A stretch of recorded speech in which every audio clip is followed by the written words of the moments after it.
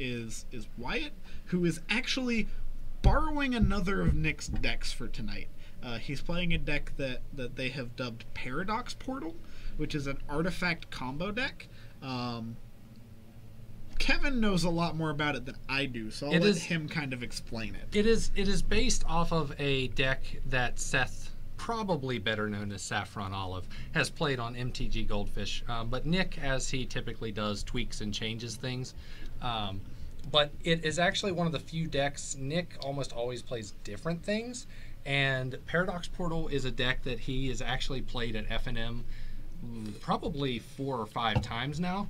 So he really likes it because it's really funny. Basically, what you want to do is play a bunch of mana rocks, and then you keep untapping them to make lots of mana, and then make an infinitely large, an infinitely large walking ballista, or an infinite number of Saproling tokens. Okay, this will definitely be interesting. Now we are bringing you a winless matchup for this one, mostly because they got paired and we couldn't resist.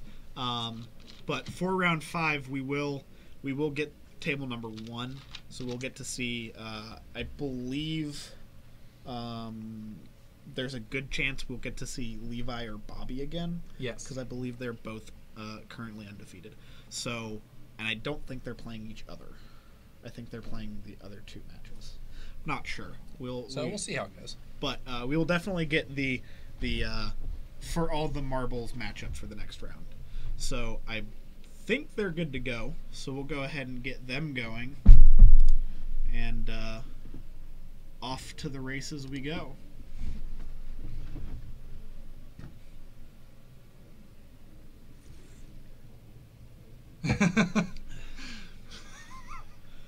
Yeah, welcome to Artifacts. This is kind of what the deck does. We have Astral Cornucopia, which is an XXX spell, and it comes in with X counters on it, and you tap it to add 1 of any color of mana for each counter on it. Okay. And then Mox Opal, obviously, and Surge Node, which can put counters on things. So we're going to, it comes in with 6 charge counters, and you can get rid of those charge counters and tap it to put a counter on something else. So we're going to pump up that Astral Cornucopia and get to a lot of mana really quickly. So looks like Wyatt's hand was well, what's left in its hand is a Paradox Engine, if I'm remembering that art correctly. Yes, and correct. a Hedron Archive. Correct. Which is what I like to call, at least Hedron Archive, all-star of bad standard, because that was a card that I think the most fun deck it was ever played in was the Metalwork Colossus decks, where it was just an absolute house. Yeah, the funny thing here is that even with 1 land on the battlefield in its current state, we've got 4 mana on Wyatt's side of the table. So pretty good. Oh, pesky Mox Opal. Nick was actually pretty worried about Mox Opal getting banned from Modern. He did pick up, he doesn't have a playset. I want to say that he has 2. Okay. Currently in there, just because it's an expensive card, and he likes to play a lot of different decks, so he values having more cards over being like, I'm going to go all in and spend the $200+ for a set of Mox Opals or anything like that. The card that Wyatt played is a Core Tapper. I believe it is a 1/1 for 2, and you can tap it to add a counter to something, or you can sacrifice it. You don't have to tap and then sack. You can tap, put a counter on, and then sack it and put 2 more counters on. So that can really pump up something like an Astral Cornucopia really fast as well. I'm really glad that you're up here for this one, because I have no freaking clue. I know what's going on the Shared Fate side because I looked through that deck before the night started, but that Paradox Portal deck, I know the Hedron Archive, and I know the Mox Opal, and I'm not even 100% sure what land that is. I think it looks like a ghost. It is a Ghost Quarter. It is a Ghost Quarter. Nick loves him some Ghost Quarters, much to my dismay, because those hit basic lands, unfortunately. But he plays, if he can at all shoehorn a playset of Ghost Quarter into any deck that he plays, he will shoehorn a playset into any deck that he plays. We saw a planar portal go to the graveyard. That is I believe it's just pay 6 mana, search your deck for a card. So once you get going, it gets borderline infinite mana, and then you can go to basically infinite mana. So you can just planar portal for everything. I believe the proper term is a finitely large number. Because you do have to, whenever you make quote-unquote infinite of anything in Magic, you do have to declare an arbitrary number. That's the word I was looking for. He does get to a point before that, though, typically, where he might have 60 mana, but it's not actually, it can't be higher. He does get to the arbitrarily large finite number, but he can also get less. But typically, he's going to get there if he's up to the 40, 50, 60 range of mana. Especially with things like Otherworld Atlas drawing him cards. He's got the Hedron Archives. This is absurd. You can also use Pristine Talisman to gain infinite life. I see that he did gain a life.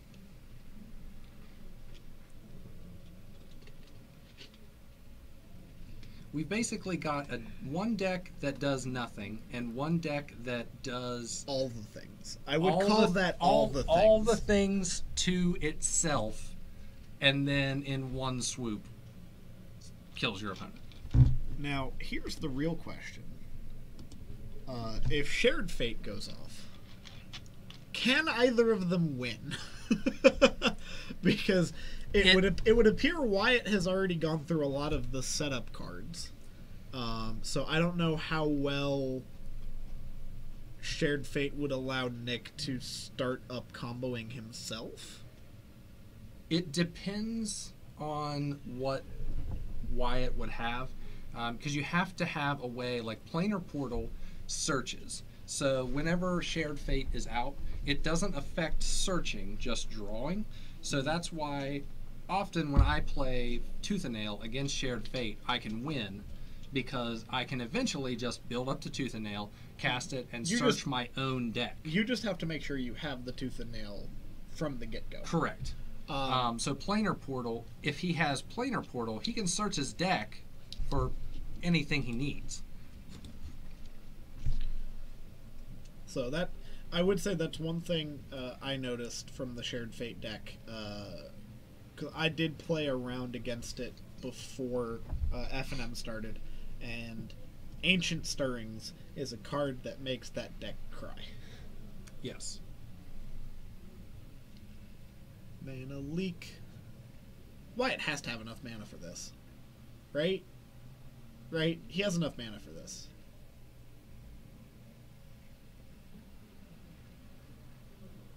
Oh yeah, he does. It looks like exactly enough mana for that. This is absurd. Yes, it is. And the life totals here don't matter. Yeah, life totals largely irrelevant. I believe the die is currently showing Nick at 16, but he also didn't move the dice or the die when he fetched. So I believe the life totals that don't matter are correct. And somebody is playing with the dice again. If it's Ethan, so help me God. Go down there and smack him on the hand. Bad TO.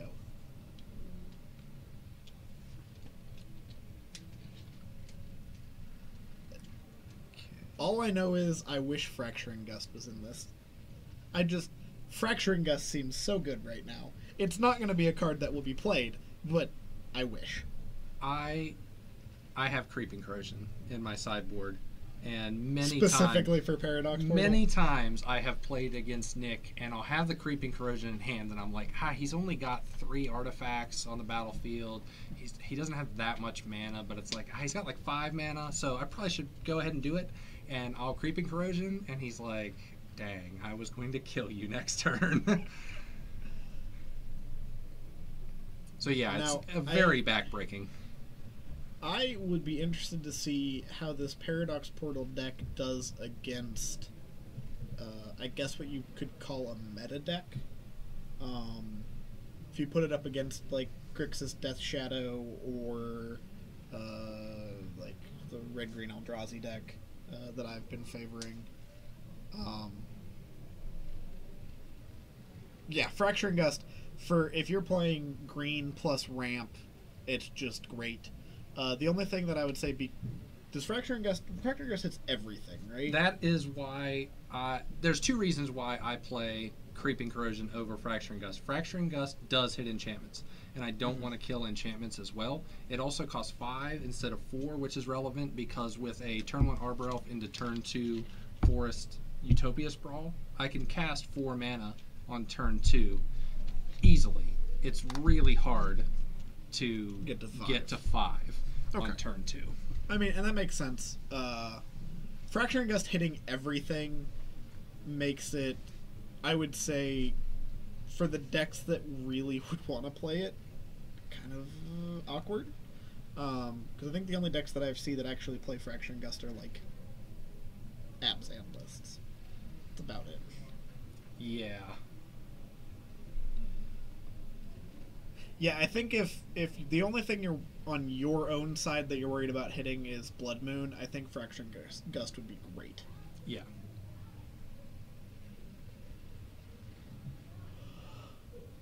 What did they just do? They both just drew.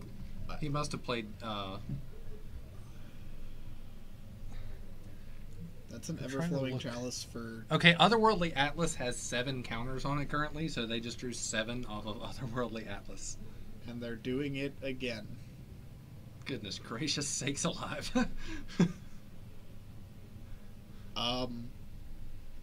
Does Wyatt just win here? Another Core Tapper. I imagine that Wyatt wins here, right? It would seem with all the mana he has and Otherworldly Atlas at an absurd 9. He has to find the answer here, right? Well, he has played Buried Ruin, I believe is the name of the card. Yes. And that lets you search.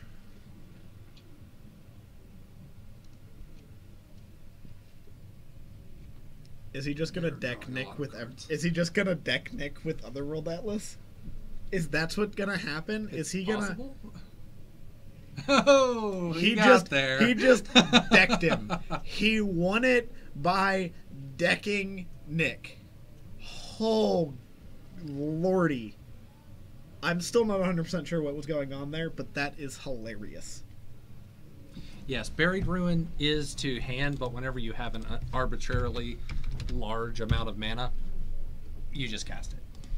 And he had a planar portal in the graveyard.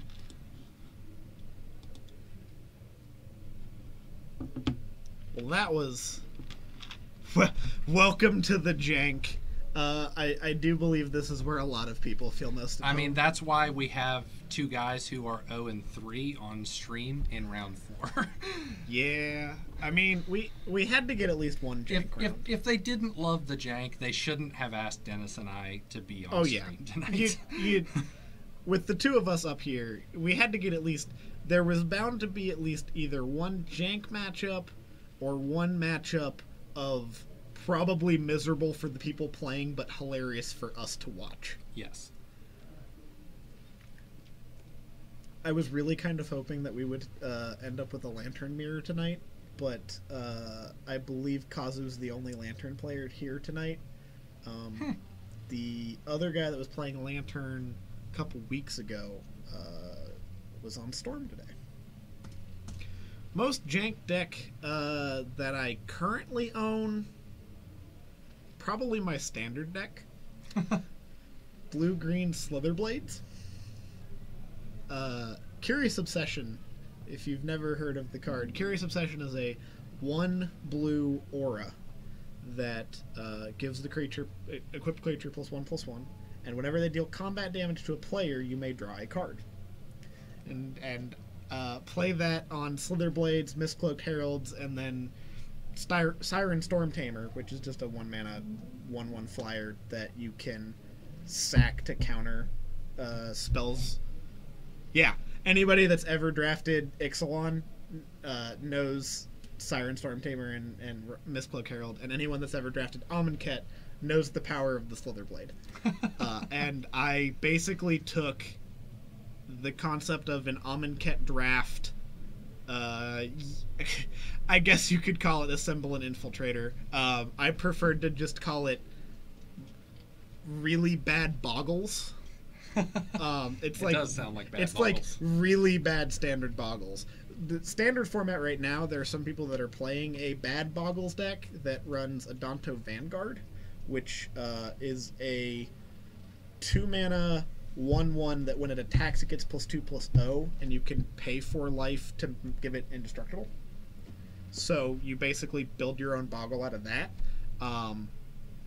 Yeah, basically. The deck that I built is running... You've got 8 hexproof spells, 1-mana hexproofs, because you've got 4 Blossoming Defense and 4 Dive Down as your protection, as well as 2 Spell Pierce in the main.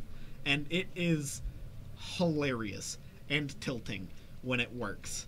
And then hilarious and tilting for me when it doesn't. But that's probably the most jank deck I have right now.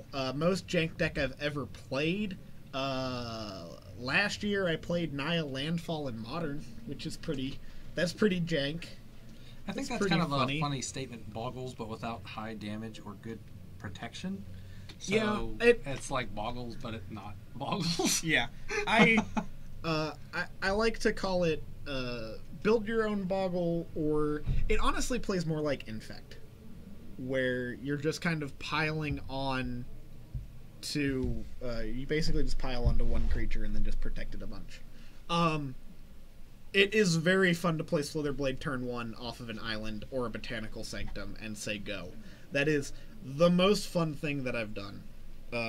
It's even more fun when you play it on turn 2 on the play and leave up, like if you have Island Botanical Sanctum and you just leave up the Botanical Sanctum and go, and then they just look at you and go, what do I do to this? What do I do to this? I played that at one standard showdown. I haven't really played it a bunch. I don't particularly care for standard right now. Who does? I'm waiting for Kaladesh to rotate, and then I will probably play standard again. But I'm ready for energy to not be a mechanic. But I brought it for a standard showdown, and my round 1 opponent was on blue-red control. And I 2-0'd him. In game 2, I mulled to 5, and then over the course of the game, blanked 7 pieces of removal, and Spell Pierce to pull from tomorrow. Seems ridiculous. It was pretty absurd. Things I learned from that: Curious Obsession is a great Magic card, if you can, build around it. And Opt is fantastic in every format. True. The best part was the Spell Pierce on the pull from tomorrow was opted into. Just made it so much better. Holy Hexproof Batman is right. Well, game 2 I had the 8 Hexproof spells plus full 4 Spell Pierces and 3 negates. So, lots of protection for the silly little unblockable snake.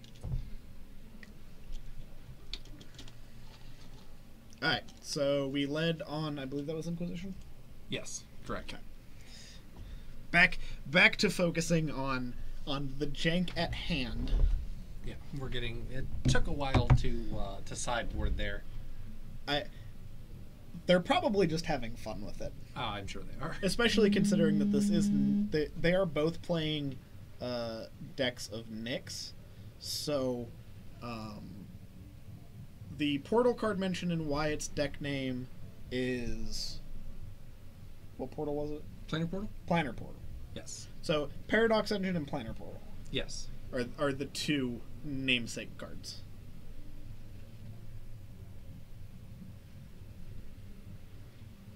Oh man, Mind Stone.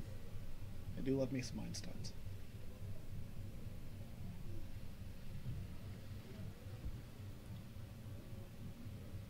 I'm not 100% sure, but it looks like Nick is walking Wyatt through how to play the deck. Yeah, that's definitely possible, because that's a good thing about a deck like Paradox Portal. You can goldfish to no end. There is no interaction with your opponent other than killing them. So you can really get yourself familiar with the deck, even if you're not playing it constantly. You can figure out how things interact and the best way to do things and how to do stuff efficiently. That's a Hedron archive. Inquisition cannot take that. Yeah. Exactly right, Ghosty Hosty.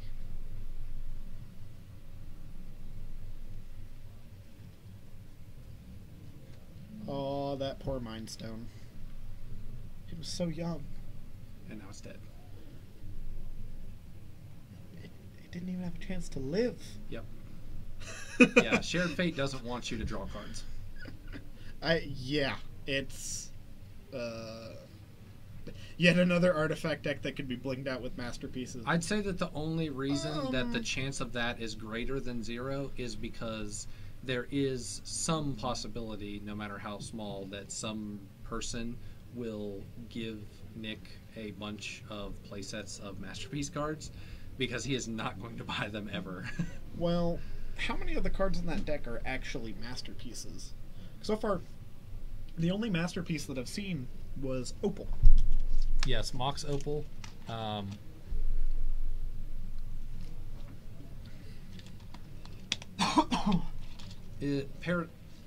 Paradox Engine has a masterpiece. Yeah. I'm not sure if Portal does. There is. I'm not sure. I don't remember all the masterpieces off the top of my head. I have mostly blocked out the ones that I don't see ever. So like I know about the Gear Hulks. Know about all the affinity cards that were printed, and then Pithing Needle and Swords. Yeah. And Cloudstone Curio. Okay. Ghosty said that they do have. So they're both there. So them plus Opal, I think that's about it. I mean, you can get some promo Mind Stones, which are sick.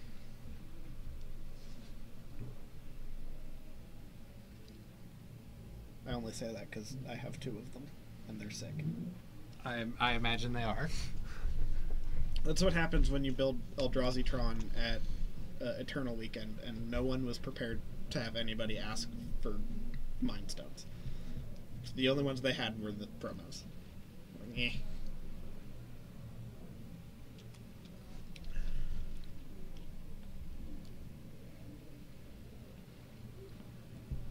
Okay, so we at least have some action on the board, but nobody is in a particularly great spot. Surge Node looks more impressive than it actually is, because you don't want it to have a lot of counters on it. You want to put those counters on the other stuff. He's getting there. Yes.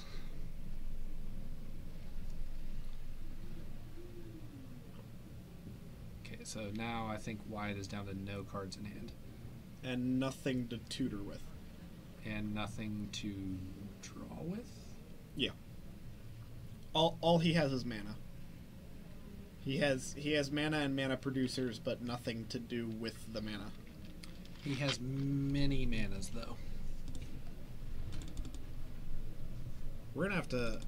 I'm actually gonna have to update life totals, because the life totals might be relevant this game. Yeah, because of we actually have creatures coming out, other than Core Tappers, I guess. I mean, Core Tapper is a creature, but he might as well not be a creature. I don't imagine Core Tapper is gonna do much.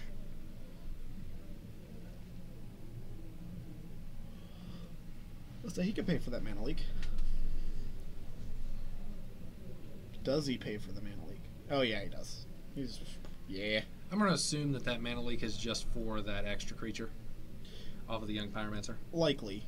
I think Nick cares a lot more about increasing the clock than he necessarily does attempting to counter especially because Wyatt just...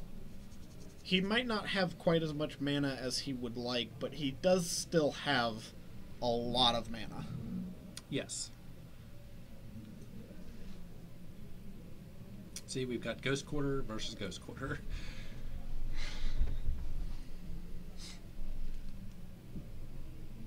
So I think he just cast Dark Deal to no effect other than to trigger Young Pyromancer. Yes. That was entirely make a token. And he's not swinging the Young Pyromancer because Core Tapper might not be much of a creature, but it is still a creature that kills Young Pyromancer in combat. This is absurd. Okay, so let's see what Wyatt draws. Hopefully not a land. I could not tell what that was.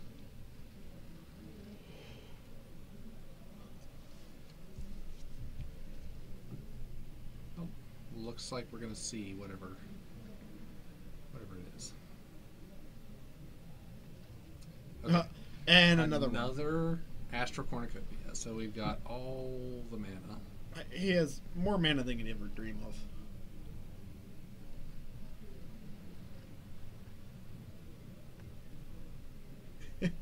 All players lose the game. If that card existed, a 1 mana all players lose the game, I would totally make Black White Gideon tribal. and just go for Gideon of the Trials and have Angel's Graces and just play my We Both Lose card followed up by in response Angel's Grace and just be like, haha. Yeah, seems too good. It'd be funny though. It would be funny. Instaban though. Oh no, that's a silver border card in the making. Yeah, for sure. That's, definitely could be. That is a silver border card. That is someone call Morrow. We have an idea for the next unset. Yeah, this past weekend I'm not a big drafter, but Nick and I actually split a box of Unstable to draft with a few of our friends, and we did some drafting in that, and it's pretty wild to do things like roll dice in a Magic game, not just to decide who's going first. What if the spell cannot be played if its controller owns any non-land permanents or plus any other spells that turn?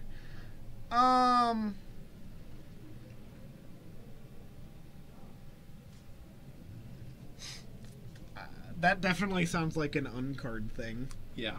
I think we're beyond unterritory at that point, and I think what would break that card would be the existence of things such as Lion's Eye Diamond.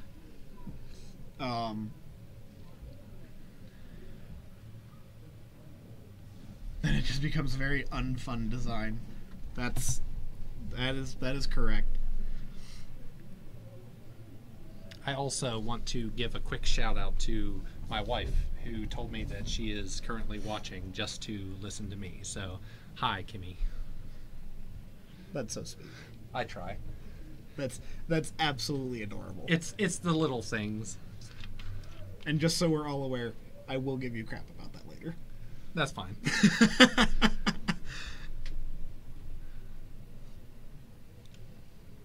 Can Wyatt find something to actually do with his nigh on infinite mana? Yeah, so there it is.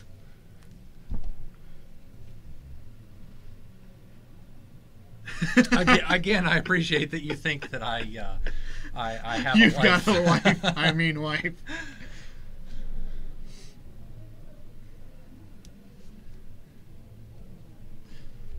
That was a logic knot for approximately a bajillion, and yes. Wyatt just shrugged and went, "Okay, whatever." Okay, you get your token. Nice token, nerd.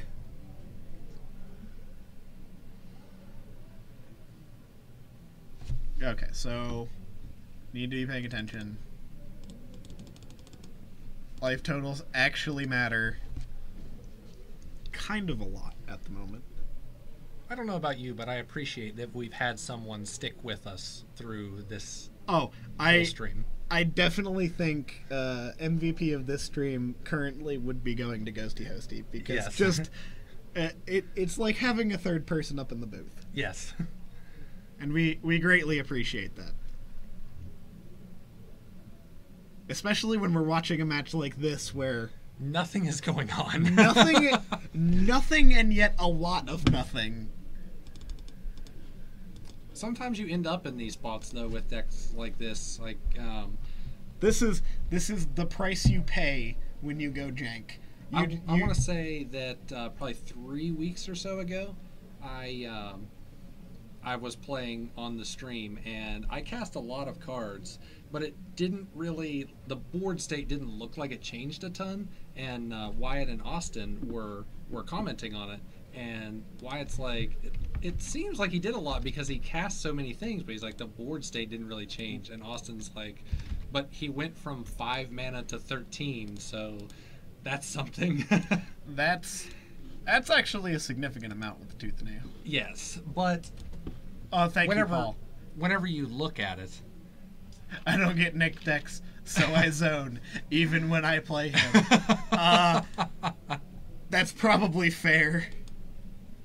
That's probably fair. Yeah.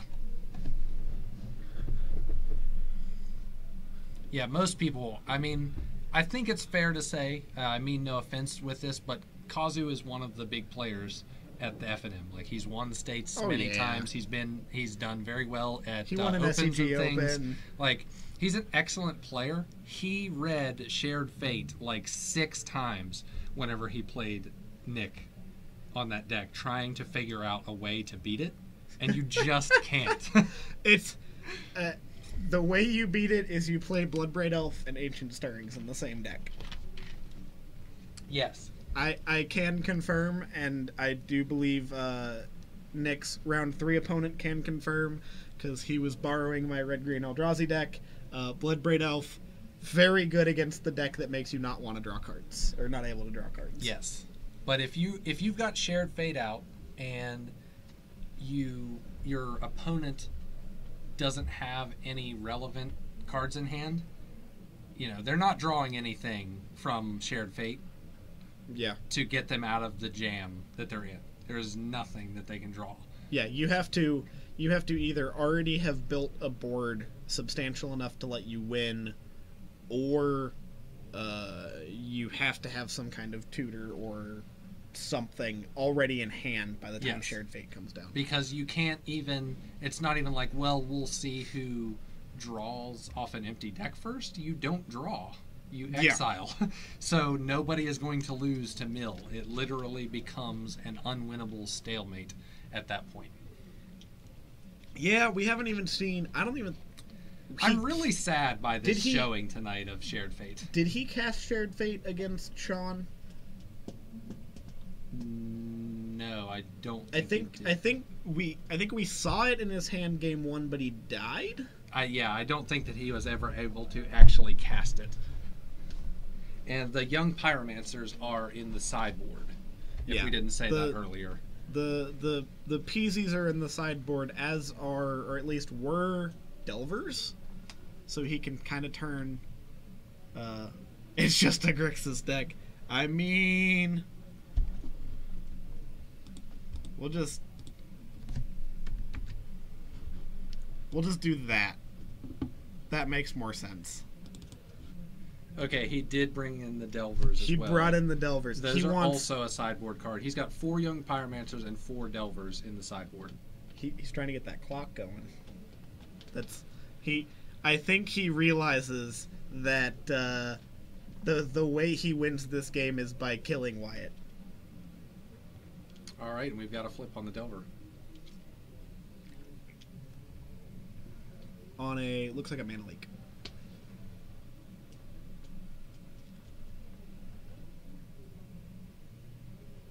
So, I gotta ask for an opinion. From Paul and Ghosty Hosty here. Is 1 question mark enough, or should I add like 4 more? I feel like 1 question mark on the Shared Fate deck title might not be enough. It's probably not. It's probably not. That's what I'm thinking. 1 is perfect. Okay. We'll leave it at 1.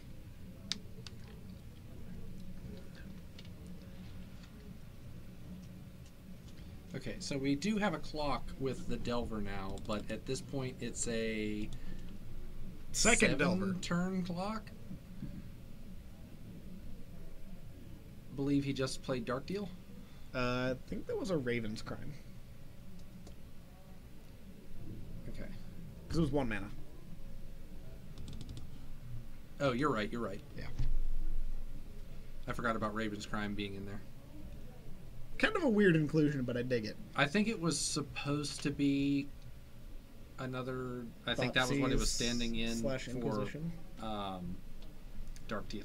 He doesn't have. He wanted more Inquisition, but he doesn't have any more. He doesn't own anymore. I see. And there weren't any in stock at the store.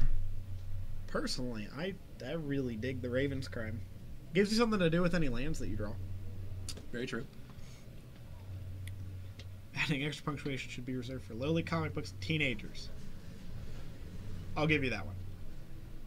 And we hate teenagers here as adult men watching people play cards. Yes, we are. This is the pinnacle of adulting. I would even go so far as to call this #adulting. Yes. So none of that kiddie stuff in here. That said, I do think this Grixis Delver deck might win. Heck, it's a legacy Grixis Delver deck. He has green in his Grixis deck. That's true. But he has 5 color just in case his opponent is playing like fetches. Yep. And he needs to be able to fetch for lands to play his opponent's cards after playing a Shared Fate. Yeah, which is fair. It makes sense. Yes. Primarily a Grixis deck, but does have Overgrown Tomb and Hallowed Fountain, I believe. Yes. As the extra sources.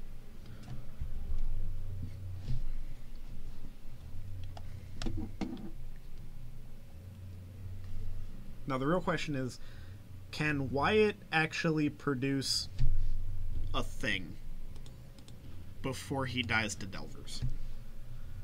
Because that is a second flip Delver, yeah. And that is now a that's a 2-turn clock. That's a much better clock than a 7-turn clock. That is a 2-turn clock now. That's a very no, it'll be a 3-turn clock because of Inventor's Fair. True. Unless he somehow pulls a bolt out of his. What? Yeah. I all the way right up until you said it. I was debating saying it, and you just went for it. I feel like that's family friendly here. Yeah, it's gonna come down to basically Wyatt has this turn. Yeah, there are no lightning bolts in this matchup. Yeah, no. The Grixis Delver deck obviously doesn't have lightning bolts because that would be a terrible inclusion in this Grixis Delver deck. Yes, it would be, because in game 1, when you don't have the Delvers, you don't want direct damage. You don't want to give your opponent a lightning bolt. Now, the real question is, do you abandon multiple sideboard strategies entirely and just have 4 Delver, 4 Young Pyromancer, 4 lightning bolts, and 3 Terminate, and go literally straight into Grixis Delver? I do not know every card in his sideboard, but I know that he has 4 Delvers, 4 Young Pyromancer, and 2 Blood Moons. So there's 10 of his 15. I feel like he needs some bolts in there. I feel like there needs to be at least 1 lightning bolt in this Grixis Delver deck. And there may be. I'm truly not sure what the other 5 cards are. He does have Izzet Charm, though. He does have Izzet Charm, but that is specifically damage to a creature. I'm trying. I'm fishing. And he did that on purpose. I'm fishing here. I'm fishing. There's literally no win condition in this without any sideboard cards. And he has never played it before with these sideboard cards. And I believe Wyatt is now up to 2. Can he pull a win from the place where the sun don't shine? It's certainly possible. Because he has a lot of mana. Mana floating.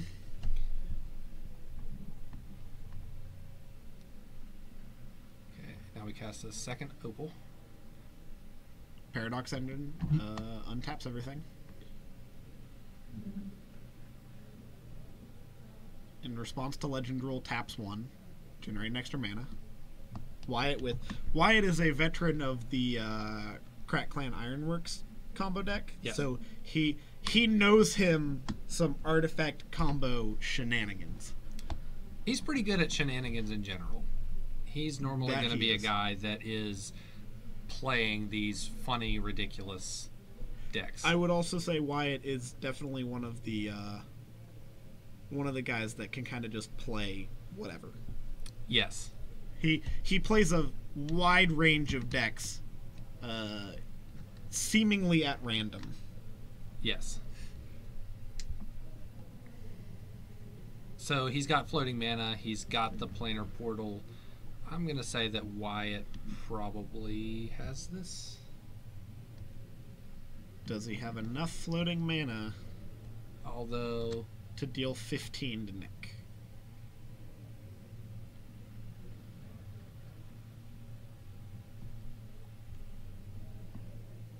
It sounds like Wyatt is now explaining Nick's deck to Nick. Is it Charm? Is specifically only 2 damage to a creature. And he does have red. That is a Steam Vents hiding under that Watery Grave. Yes.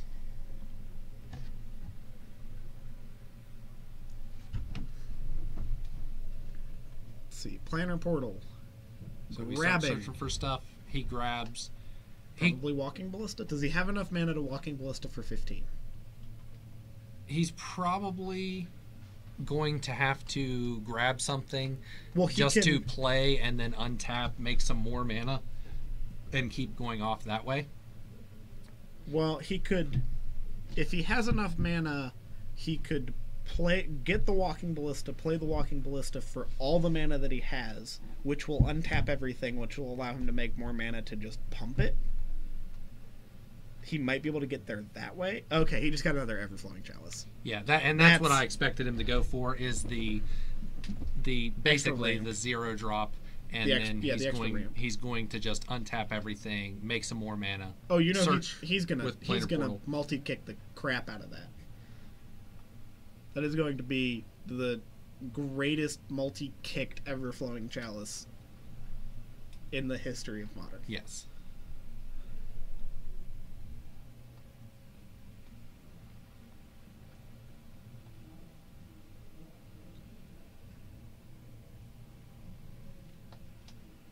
Oh man. How much mana is going into the... So that's Everflowing Chalice getting kicked 6? Or is he just... No, he's just floating mana and doing this again. So he's got 12 floating. There's a tapper. I think he's got it. He could probably use a D120. We could... If you would like to bring that down or ship it to us, we would for this matchup specifically, we might need it. My saddest big die story is back when I was playing Standard several years ago. I played against a guy who had a D100, and he's like, "High roll with this?" I'm like, "Yeah, man, sure, do it up." And he rolls like a 5 or a 6, like it was something really low, and I was like, "Oh yeah, I got this." Going first, I rolled a 4. Missed it by that much. So much mana. And he's at the point where he just keeps doing it and doing it and doing it and doing it.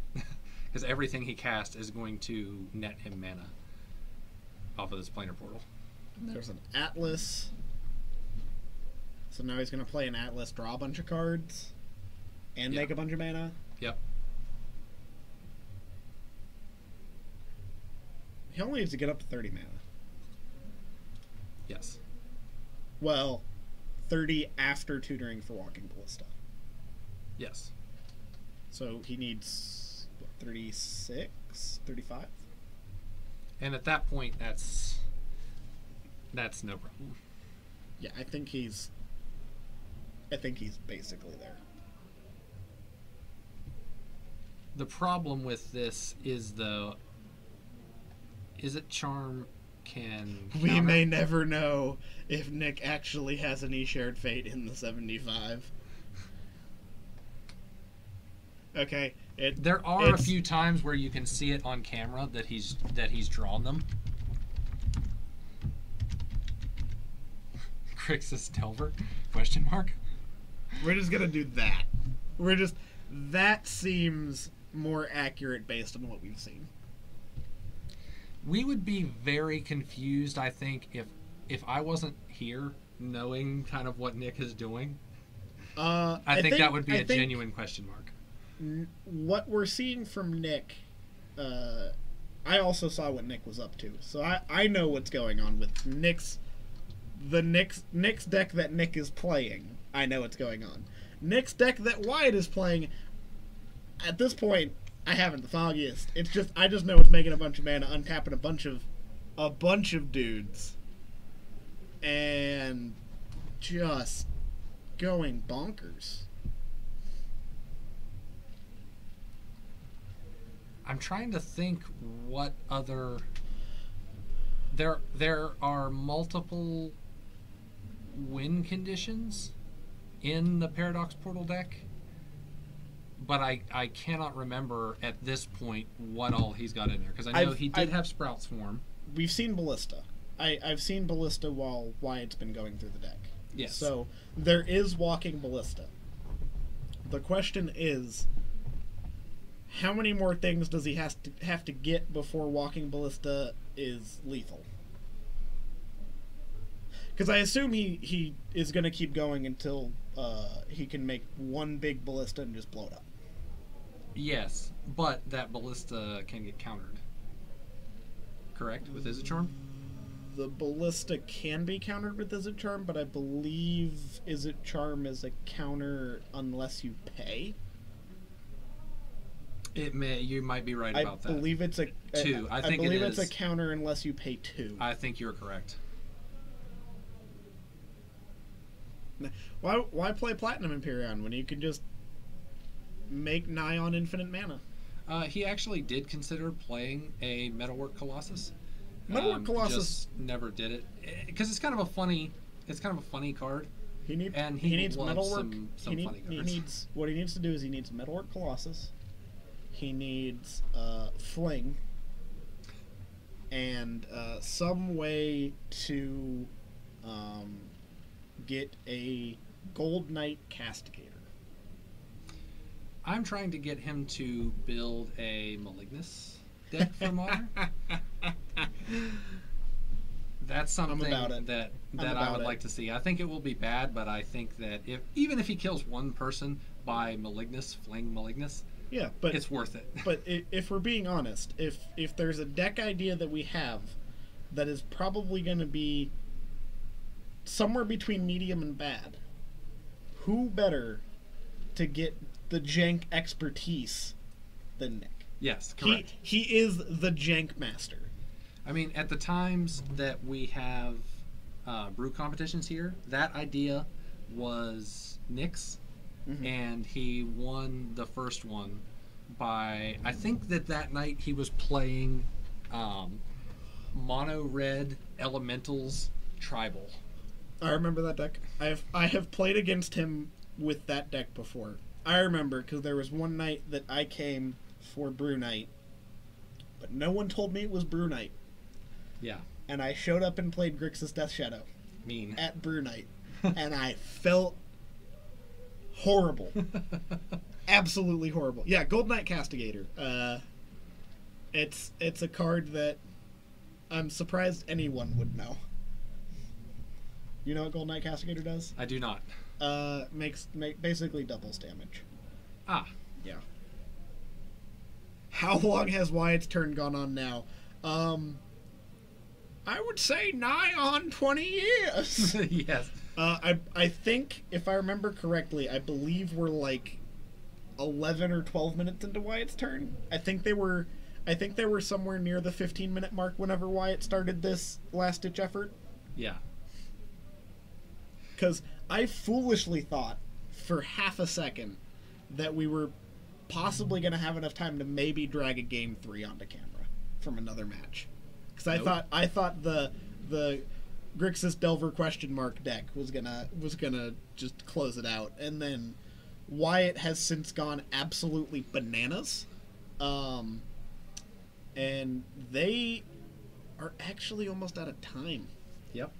I mean, it's not going to matter if they go to turns, because I'm pretty sure that there is no other turn that's going to exist in this game. I'm pretty sure that Wyatt needs to win it here or die. Yeah, if Wyatt doesn't win it this turn, the game is over because the Delvers are just going to Delver. Yes. Though, I guess he could... I guess he could just get Ballista and just shoot down the Delvers so he doesn't die. But that would be mean. Yeah. And I think Wyatt's more interested in just winning the game at this point. Though he is choosing to cycle through there's the Ballista. I think he has enough mana now. 13 mana floating. This will untap Chalices. He can tap the Chalices for, I think, like 60 total. Or something like that. Ding, ding, ding. Oh, he made it big enough Feels good, to shoot the Delvers first. And Wyatt cleans it up. Just barely. Wow. Oh, lordy. And he was almost exact on the time. Yeah, with the round that was basically exactly time. All right, so that's the end of round 4. We are definitely not going to be getting another game on here. So, technically he did untap all of his permanents. The way I believe they shortcutted playing the Walking Ballista because he didn't have enough mana floating to get it and play it for lethal. So I'm pretty sure they just shortcutted I'm going to get this, it untaps all my stuff, I'm playing it for a mountain of mana, and then I'm going to absolutely wreck you. They 100% did this for fun, I'm sure. You know, Nick knows what both of these decks do. Oh, yeah. And he knew that Wyatt had the win. Oh, yeah. But that was a close almost win from the Grixis Delver question mark. There is one more round, Ghosty Hosty. We do have a round 5. You're in Hawaii, you lucky dog. We are going to actually go down and get our round 5 pairing. We plan on grabbing table 1. So hopefully table 1 wants to be on camera and we can see something super competitive. Thank you for the compliments, and also if you want to watch the last round, it will be uploaded to YouTube. Yep, and we will be back shortly.